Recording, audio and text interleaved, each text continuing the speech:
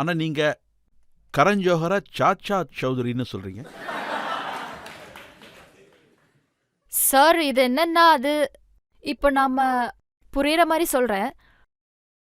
நான் 2006ல் என்னோட முதல் படம் வந்துச்சு. ஓகே, 2014 வரைக்கும் யார் என்னன்னு கேட்கல.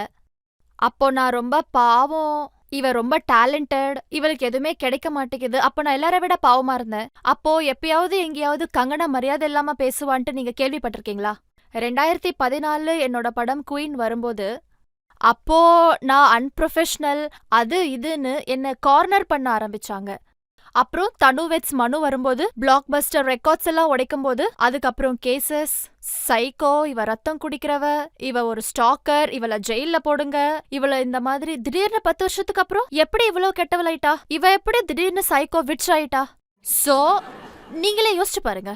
இதுக்கான அர்த்தம் இவங்க என்ன நிம்மதியா இருக்க விடலன்னா, இவங்க என்ன நிம்மதியா இருக்க விட்டாங்கன்னா நானும் அவங்கள நிம்மதியா இருக்க விடுவேன். இப்போ இவங்க என்ன நிம்மதியா இருக்க விடலன்னா அப்புறம் நான் எப்படி அவங்கள நிம்மதியா இருக்க வைக்க முடியும்?